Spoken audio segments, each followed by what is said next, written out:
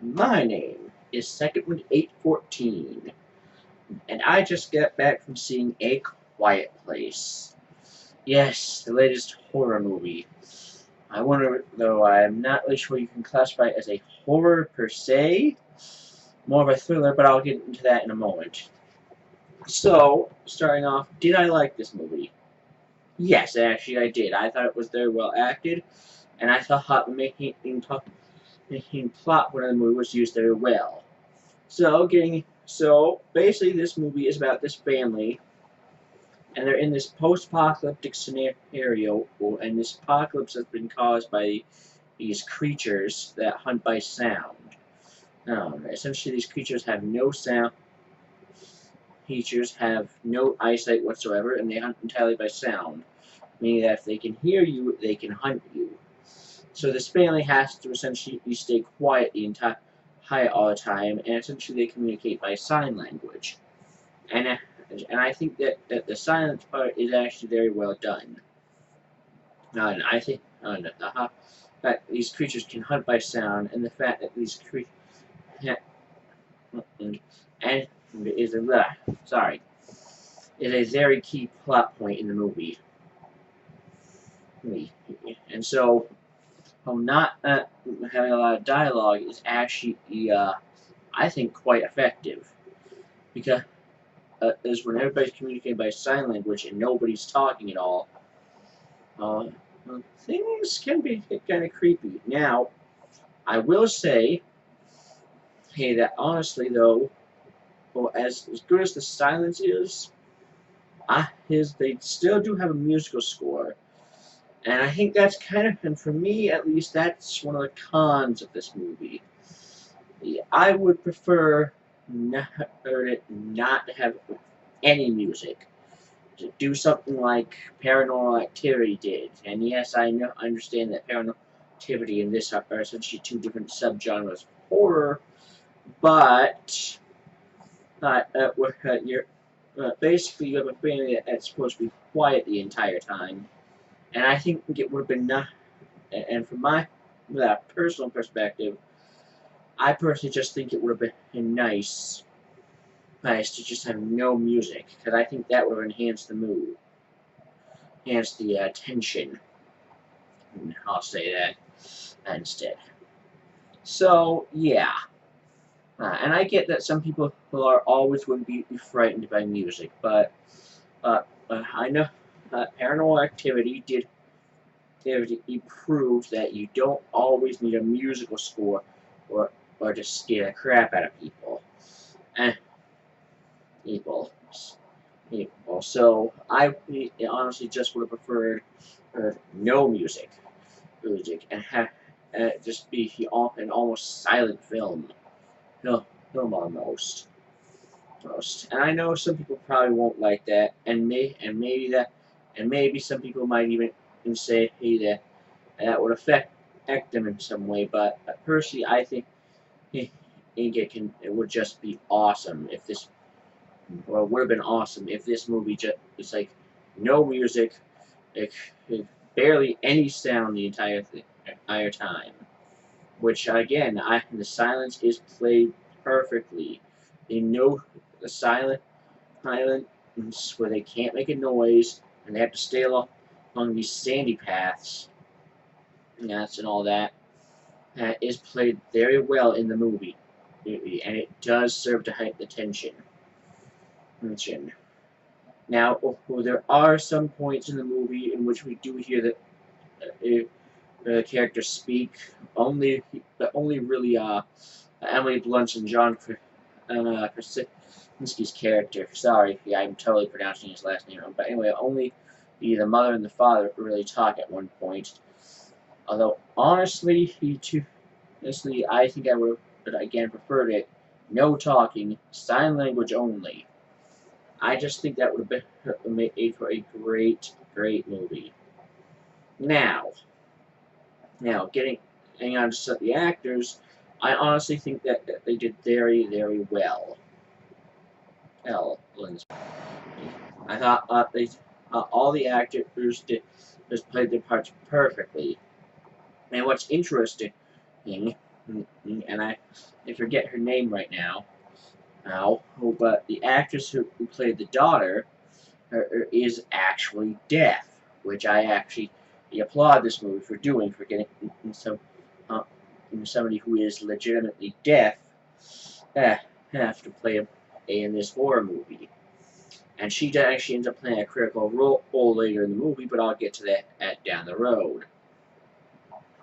And essentially, this family, you, you actually feel like they're in this situation. Like they're literally living in sort of a, I guess you could say, a fragile existence. It's where they have to, it's where they literally have to watch everything they do. They cannot be, they literally cannot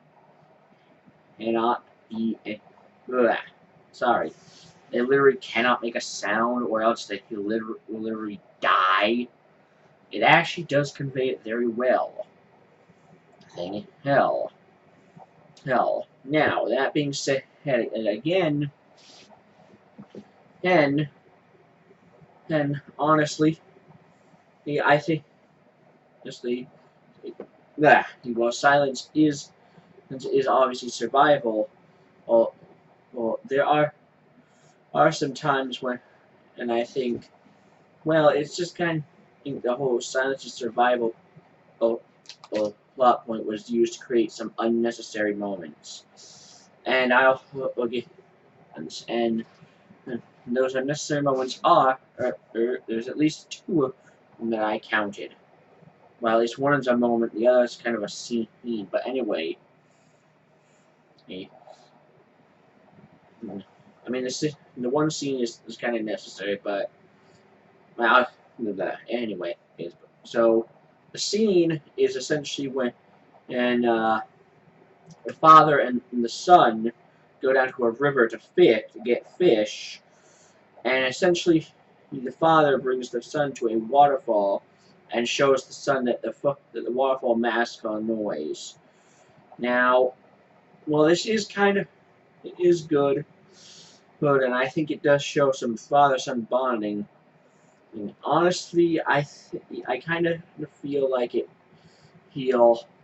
like it was rather necessary, Harry, and it felt maybe just to try to explain the plot. And of course, now other people might think that this is necessary, but for me, I just don't think it was that.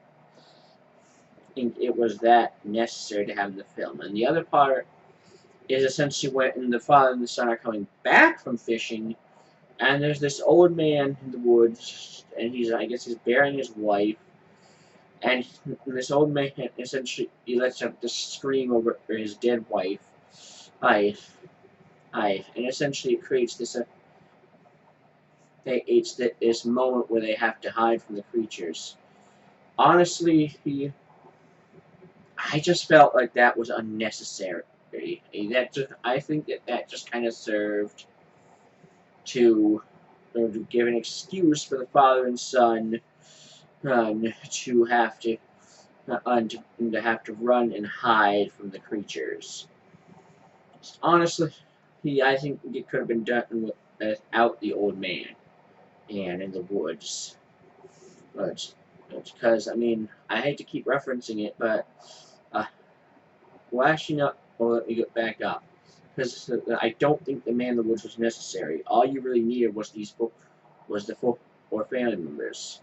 And like I said, I hate to really keep referencing Paranormal Activity, but Paranormal Activity did show that you can do a lot with just a few cast members.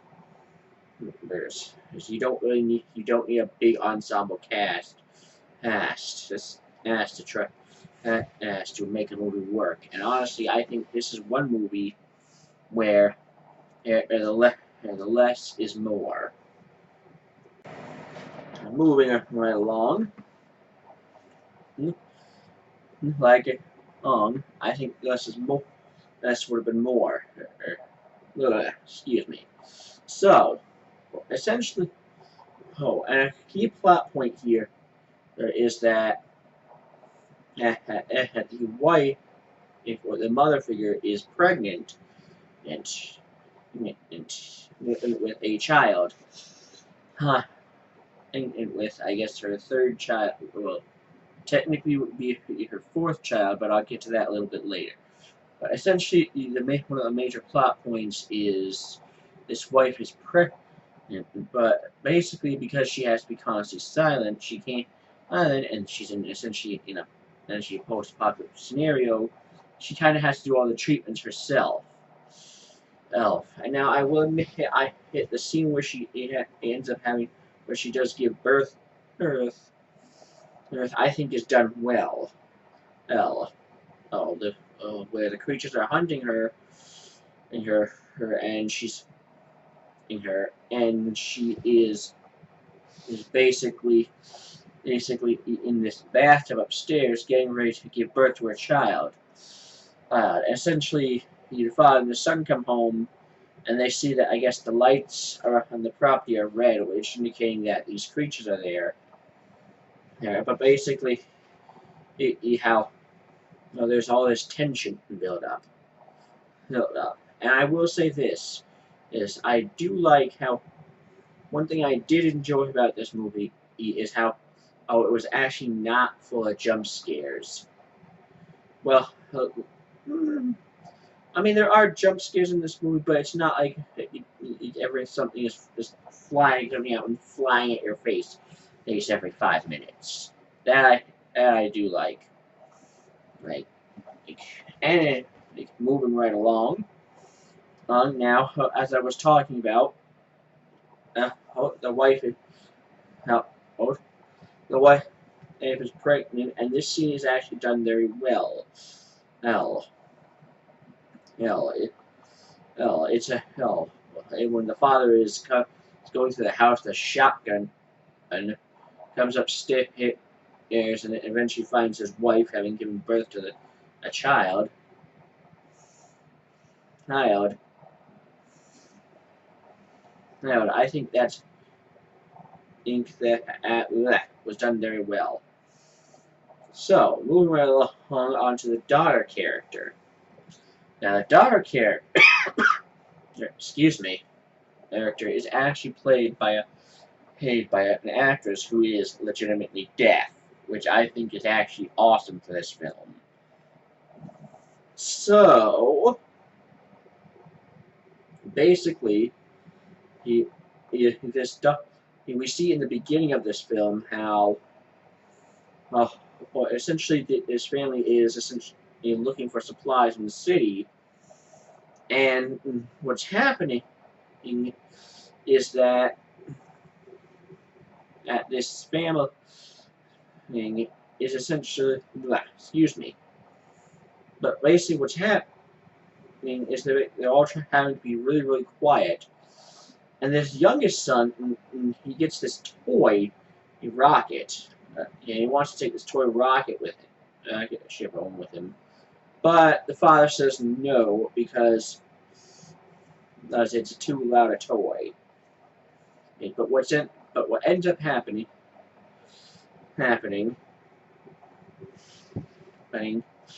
is the daughter ends up giving the youngest son this toy,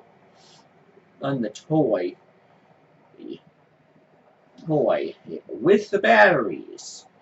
And while they're walking back, the youngest son gives the son, he starts playing with the rocket, and of course it starts making noise. And unfortunately, the creatures get him. And basically, we see in the movie that the daughter essentially blames herself or the younger son for her younger brother's death. We see that in the movie when she goes to put toys on. Well, we only see her do it once, but she goes to put a toy on in the younger brother's grave, or well, basically where marker where the younger brother was attacked by the creature, and basically we see that she's been putting toys there. Now, we see we do see a little bit of the dynamic between the father and the daughter, or how the father is the daughter is essentially well, now he isn't in the father don't have a good relationship. So she's constantly how she how she is how she is constantly mad at him because he's basic he spends all day I guess looking for or survivors or looking for help. Oh, no, and we also see oh, and we see in a scene where they're talking about basically what he does. And so she's basically aggravated at him because he basically keeps taking her, I guess, her hearing aids. It's yeah, the actress is deaf, but the daughter still wears hearing aids, I guess. Yes, but anyways, aids. I think to try to help herself hear her, but yeah, we do. Uh, Now, honestly, this is a kind of a plot point I think, personally, I would have liked to have seen explored a little bit more. I think in the relationship between the father and the daughter, how well, the daughter blames herself, and I probably and doesn't think the father really likes her and all that. I think that could have been played out a little bit more, or better, or honestly, or maybe have some father-daughter bonding time, or not bonding time, but have like a scene with them where they're trying to desperate, where the dynamic is explored a little more. It is explored in a later scene in the movie, but I it's also explore that. But I'll get to that. Oh yeah. So essentially, that's just yeah. Well, okay. So moving on to the little brother. The little brother actually does his job very well too. He can hear, but he's also, like I said, all of them did a fantastic job. You actually feel like they're a family. So yeah. Uh, uh, so moving on, a little on. I have to, and before we move on, though, I do want to say, I'm going to give this film credit for two main things. This is that at one, you don't see very many people die in this film. There's a total of 3 people that die in this film. The youngest son, the old man in the woods, and the father. Now, honestly, though, I honestly think that the man in the woods, like I said, was kind of unnecessary. So, but as far as main characters go, only 2 of them get killed off, which I think also shows as well that you don't need to kill off half your cast to be effective. You can still be effective and not you can still be effective without killing off the remaining of your cast members. So, moving on, or I should say, moving back to the relationship between the father and the daughter, or we see either the relationship in father and daughter come to a head when the father essentially sacrifices himself to protect the children when they're dealing with one of these creatures on the farm. Now, I said earlier in the review, the daughter plays an important role. Well, one of the things we see in this movie is since the daughter uses hearing aids, is she constantly she at least twice has run-ins with these creatures, but every time her hearing aid starts going, it's ringing at a high frequency, and we see that even though these creatures hunt by sound, they cannot handle a high frequency sound. And this actually comes to a head when essentially near the end of the movie, they're all trapped in the basement, and the daughter basically discovers that these creatures uh, are essentially weak to high frequency sound, takes her hearing aid and slams against the radio mic and broadcasts the radio signal or to help the mother or fend off one of these creatures. And as far as the creatures go, though, I actually do like the design. Fine, no face, no eyes or anything like that. That clearly they hunt by sound. And I have to say though that these creatures are ugly. Ugly. Like they should be. And it is very well done that these creatures do not see at all, and they hunt entirely by sound. I like how they stuck to that.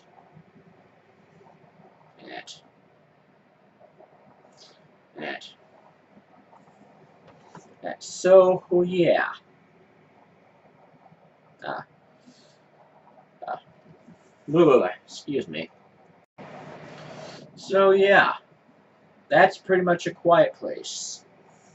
It is. So, what would I? Before we go, I do want to just point out a few flaws I think the movie had. One, honestly, as good as the silencing was done, I think I honestly believe that, at least from my point of view, I think it could. I honestly kind of would have liked to have seen, a little bit more of the side played outside of the farm life. If maybe a little bit more of them going to the city, hitty, maybe getting supplies or something. I mean, we do see it here, but honestly, I just would have loved, to have seen that in the dynamic play out just a little bit more outside of the farm. And then, of course, I think, there is, well, actually, that's kind of it. Yes, because I think, as we do see them outside the farm in the beginning, and I kind of would have liked to have seen just a little bit more of that, and maybe not have of the talking. I think having no talking and excuse me, no talking, only sign language and only ambient sound, and nature sounds would have really made this feel probably very scary. And I'm not saying I didn't find it scary. I'm just saying that, like I said earlier, this movie is more of a thriller than a horror, because it's not so much scary as it is tense. I mean, if you want to consider it scary, there are some jump scares, but thankfully they are actually effectively used. It's not just all of a sudden thinking where something comes flying at your face every 5 minutes.